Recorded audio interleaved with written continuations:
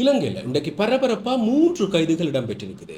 2 முன்னாள் அமைச்சர், ஒரு முன்னாள் நாடாளுமன்ற உறுப்பினர் என்று சொல்லி இவர்கள் மூவருமே கைது செய்யப்பட்டு பிணை வழங்கப்படாம விளக்கமறியல்ல வைக்கப்பட்டிருக்கிறார்கள். இதுக்கு பின்னணியில ஒரு கடத்தல், 5 படுகொலை சம்பவம், ஒரு மிகப்பெரிய நிதி மோசடி, அதே போல ஒரு சட்டவிரோத தாக்குதல் என்று சொல்லி பல விடயங்கள் வெளியாகி இருக்கு. அது மட்டும் இல்லாம இலங்கையில இந்த பிள்ளையான் குழுவை யார் வளர்த்து விட்டது, இவர்கள் செய்த இந்த கடத்தல்கள், படுகொலைகள், காணாமல் ஆக்குதல்கள் எல்லாமே யாருக்காக செய்யப்பட்டிருக்குது என்று சொல்லி முன்னாள் ராணுவ தளபதி ஃபீல்டு மாஸ்டர் சரத் பொன்சேகா அவர்கள் மிக முக்கியமான விடயம் ஒன்று வெளிவிட்டிருக்கிறார். அதற்கு பின்னணியில பல ரகசியங்கள் அம்பலமாக இருக்கிறதாக, என்னெல்லாம் நடந்திருக்குது, அது எப்படி நடந்திருக்குதுன்றதை பற்றி தான் இந்த காணொலியில விளக்கமா பார்க்க போறோம். அதுக்கு முதல் இப்பதான் நீங்க சேனலுக்கு புதுசாக இருக்கீங்கன்னு சொன்னா சேனலை சப்ஸ்கிரைப் செய்து நினைச்சு கொள்ளுங்க. அப்பதான் இது தொடர்பில் நாங்கள் போடக்கூடிய சகல காணொலிகளையும் நீங்க பார்க்கக்கூடியது போல இருக்கும். என்ன விடயம் என்று சொன்னா, இப்ப கைது செய்யப்பட்டு விளக்கமறியல்ல வைக்கப்பட்டிருக்கக்கூடிய பிள்ளையான் 150க்கும் மேற்பட்ட இளைஞர்களோட சுங்காவில் என்று சொல்லப்படுகிற ஒரு பிரதேசத்துக்கு வடக்கு பக்கமாக இருக்கிற ஒரு காட்டுக்குள்ள முகாம் அமைத்து தங்கியிருந்தவர் என்று சொல்லியும் அவருக்கு அடைக்கலம் கொடுத்து தங்களுடைய அரசியல் ஆயுதமாக பயன்படுத்தி கொண்டது முன்னாள் ஜனாதிபதி மஹிந்த ராஜபக்ச, முன்னாள் ஜனாதிபதி கோட்டாபாய ராஜபக்ச தான் என்று சொல்லி இந்த முன்னாள் ராணுவ தளபதி ஃபீல்ட் மாஸ்டர் சரத் பொன்சேகா குற்றம் சாட்டியிருக்கிறார். அது மட்டுமில்லாம இப்ப நடைபெற்றிருக்கக்கூடிய இந்த ஈஸ்டர் குண்டு தாக்குதல், இதற்கு பின்னணியில் இருந்த ராணுவ ஜெனரல்கள், இலங்கையினுடைய புலனாய்வுத்துறை அதிகாரிகள் என்று சொல்லி பல விடயங்களை போட்டுடைத்திருக்கிறார். என்ன சொல்லியிருக்கிறாருண்டா, பிள்ளையான் சுங்காவில் பகுதிக்கு வடக்கு பக்கம் இருந்து ஒரு சிங்கள கிராமத்து கண்மையான காட்டில் முகாம் அமைத்து தங்கியிருந்தார். அங்கு இந்த பிள்ளையானோடு 150க்கும் மேற்பட்டவர்கள் இருந்தார்கள். அதில் 80 பேர் 13 வயதுக்கும் குறைவான சிறுவர்கள். அவர்களை நாங்கள் ICRC-இடம் பாரப்படுத்தியிருந்தோம். ஆனால் மிகுதியாக இருந்த 70 பேரும் கையில் ஆயுதங்களோடு இருந்தார்கள். அவர்களுக்கு நாங்கள் என்ன செய்வதென்று தெரியாது பாதுகாப்பு வழங்கியிருந்தோம். ஆனால் பின்னைய நாட்களில் இந்த பிள்ளையான் ராஜபக்சர்களோடு தான் இருந்தார். இந்த ராஜபக்சர்கள் தங்களுடைய அரசியலுக்காக பிள்ளையானை பயன்படுத்தி இருந்தார்கள். அது மட்டுமல்லாது இந்த பிள்ளையானை அரசியலுக்கு கொண்டு வந்ததும் ராஜபக்சர்கள் தான். அவர்கள் தான் இந்த கிழக்கு மாகாணத்தினுடைய முதலமைச்சர்களாக பிள்ளையானை தெரிவு செய்தார்கள். இதற்காக இந்த ராஜபக்சர்களுக்கு தேவையானதை பிள்ளையான் செய்து கொடுத்தார். மிக முக்கியமாக அவர்களிடம் ஆயுதம் இருந்தது. அதை பயன்படுத்தக்கூடிய 70க்கும் மேற்பட்ட உறுப்பினர்கள் இருந்தார்கள். இதை வைத்துக்கொண்டு கிழக்கு பகுதியில் அரங்கேறின பல சம்பவங்களுக்கு பின்னணியில் இந்த பிள்ளையான் தொடரப்பட்டிருந்தார். அத்தோடு இந்த உயிர்த்த ஞாயிறு குண்டு தாக்குதல் குற்றவாளி சஹ்ரானோடு இருந்த ராணுவ அதிகாரிகளோடு பிள்ளையானுக்கும் நெருங்கின தொடர்பு இருந்தது. ஈஸ்டர் தாக்குதல் தொடர்பில் நான் நாடாளுமன்றத்தில் அனைத்து விடயங்களையும் குறிப்பிட்டுள்ளேன்.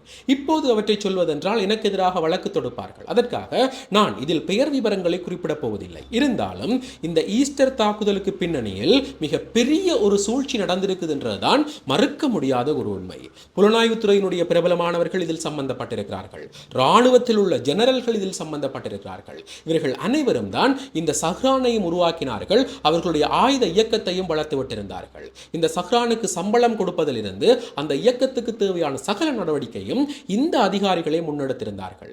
இதற்காக இந்த அதிகாரிகளுக்கு முன்னாள் ஜனாதிபதி கோட்டாபாய ராஜபக்ச ஜனாதிபதி தேர்தலில் வெற்றி பெற்ற பின்னர் அவர்களுக்கு பதவி உயர்வு வழங்கப்பட்டது. அந்த அதிகாரிகள் செய்த சகல குற்றச் செயல்களுக்குமான பலனை அவர்கள் அனுபவிக்க தொடங்கினார்கள். இப்போது நான் சொல்கிற சகல விடயங்களையும் சேர்த்து இந்த உயிர்த்த ஞாயிறு குண்டு தாக்குதல் தொடர்பில் 60 பக்கங்கள் கொண்ட ஒரு தனி அறிக்கையையும் சமர்ப்பித்துள்ளேன். அதில் பல விடயங்கள் குறிப்பிட்டு காட்டப்பட்டுள்ளது. மிக முக்கியமாக இந்த பிள்ளையானோடு ஆயுதங்களை கொண்ட 70 உறுப்பினர்கள் இருந்தார்கள். ஆனால் அவர்கள் இராணுவத்தினர் அல்ல. பலவிதமான சீருடைகளை அணிந்து கொண்டு முன்னாள் ஜனாதிபதிகளான கோட்டாபாய ராஜபக்ச, மஹிந்த ராஜபக்சவுக்கு தேவையான குற்றச் செயற்பாடுகளில் ஈடுபட்டு கொண்டிருக்கிறார்கள் என்று சொல்லி முன்னாள் ராணுவ தளபதி சரத் பொன்சேகா பகிரங்கப்படுத்தியிருக்கிறார். உண்மையிலேயே மிகப்பெரிய விடயம். இது சார்ந்து ஜனாதிபதி அன்ரோனுடைய அரசாங்கம் இப்படியான விசாரணைகளை மேற்கொள்ள போகுது, என்ன நடவடிக்கைகள் எடுக்க போகுதுன்றதை பொறுத்திருந்துதான் பார்க்கணும். அதே போலதான் இன்றைக்கு மிக முக்கியமான 3 நபர்கள் கைது செய்யப்பட்டிருக்கிறார்கள். அதுல முதலாவது முன்னாள் நாடாளுமன்ற உறுப்பினர் அத்துரலிய ரத்னதேரர். இவர் யார், ஏன் கைது செய்யப்பட்டவர், என்ன நடந்திருக்குது என்று சொன்னா, ஒரு தேசிய பட்டியலுக்காக ஒரு கடத்தல், 5 படுகொலை சம்பவங்களை நடந்திருக்குது. எப்படி என்று சொன்னா, முன்னாள் ஜனாதிபதி கோட்டாபாய ராஜபக்சவனுடைய அரசாங்கம் ஆட்சி பீடம் ஏறின பிறகு இந்த தேசிய பட்டியலில் நாடாளுமன்றத்துக்குள்ள போகிறதுக்காக எங்கள் மக்கள் சக்தி என்று சொல்லக்கூடிய ஒரு கட்சியினுடைய பொதுச் செயலாளர் கடத்தப்பட்டிருக்கிறார். இந்த கட்சிக்கு ஒரு தேசிய பட்டியல் ஆசனம் காணப்பட்டிருக்குது. அந்த ஆசனத்தை எங்களுடைய பேருக்கு எழுதி தருமாறு இந்த பொதுச் செயலாளர் கடத்தப்பட்டு மிரட்டப்பட்டு அவர் மேல தாக்குதல் நடவடிக்கைகள் மேற்கொள்ளப்பட்டு அந்த தேசிய பட்டியல் ஆசனம் எழுதி வாங்கப்பட்டிருக்குது. இதுக்கு பிறகு கொஞ்ச நாட்களிலேயே இவர்கள் எழுதி கொடுத்த அந்த தேசிய பட்டியல் சாசனம் மூலம் அத்துரலிய ரத்ன தேரர் நாடாளுமன்ற உறுப்பினராக பதவியேற்றிருக்கிறார். இங்குதான் சந்தேகம் பலத்து இது சார்ந்த முறைப்பாடுகள் பதிவு செய்யப்பட்டு விசாரிக்கும் போது 2 பேர் கைது செய்யப்படுகிறார்கள். இவர்களுடைய தொலைபேசியிலிருந்து அத்துரலிய ரத்ன தேரருக்கு அந்த கடத்தல் சம்பவம் இடம்பெற்ற நேரங்களில் அதிகமான அழைப்புகள் போயிருக்குது. இவர்கள் இருவருமே உரையாடல்கள் மேற்கொண்டிருக்கிறது தெரிய வந்திருக்குது. இதற்கு பிறகு இது சார்ந்த ஒரு நீண்ட விசாரணைகள் இடம்பெற்றுக் கொண்டு வரைக்க இந்த கடத்தலுக்கும் முன்னாள் போலீஸ் மா அதிபர் தேசபந்து தென்னக்கோனுக்கும் இடையில தொடர்பு இருக்கிறது தெரிய வருது.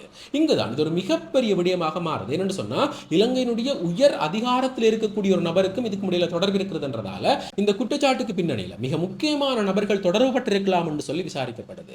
இப்படி இருக்கதான் ஒரு நாள் 2024ஆம் ஆண்டு ஜனவரி மாதம் 22ஆம் தேதி பெத்தலியா அதிவேக நெடுஞ்சாலைக்கு நுழைகிற நுழைவாயில வைத்து ஒரு வாகனத்தின் மேல இனம் தெரியாத நபர்களால் துப்பாக்கிச் சூடு மேற்கொள்ளப்பட்டது. அதுல உயிரிழந்தது வேற யாரும் இல்ல, இவர்கள் கடத்தின அந்த எங்கள் மக்கள் சக்தியினுடைய கட்சி தலைவரோடு சேர்த்து மிக முக்கியமான 5 உறுப்பினர்களும் படுகொலை செய்யப்படுறார்கள்.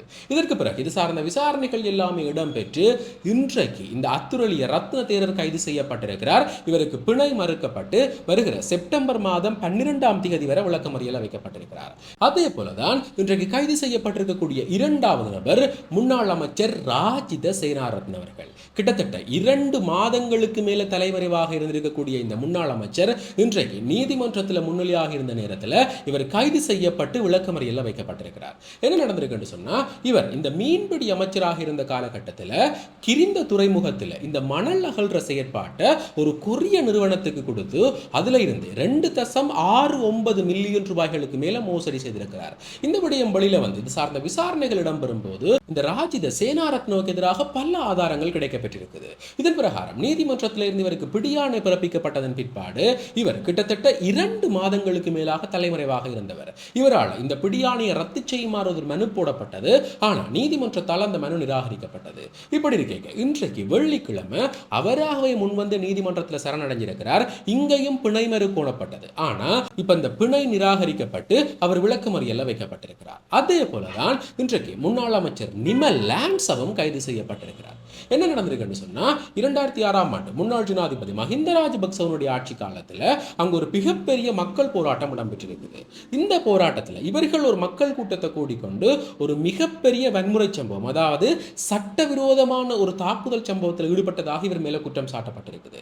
இது சார்ந்த விசாரணைகள் இடம்பெற்றுக் கொண்டு வரைக்க இவர்தான் இந்த தாக்குதலுடைய பிரதான சூத்திரதாரி என்று சொல்லி கண்டறியப்பட்டு இதற்கான வாக்குமூலங்கள் பெறுறதுக்காக இன்றைக்கு கொழும்பு கொச்சிக்கடை போலீஸ் நிலையத்துக்கு அழைக்கப்பட்டிருந்த நிலையில போலீஸ் நிலையத்தில் வைத்தே இவர் கைது செய்யப்பட்டிருக்கிறார். இதற்கு பிறகு நீதிமன்றத்தில் முன்னிறுத்தும் போது இவருக்கும் பிணை நிராகரிக்கப்பட்டு இப்ப விளக்கமறியலில் வைக்கப்பட்டிருக்கிறார். உண்மையிலேயே மிகப்பெரிய விடயம். ஒரே நாள்ல 3 மிக முக்கியமான நபர்கள் கைது செய்யப்பட்டிருக்கிறார்கள்.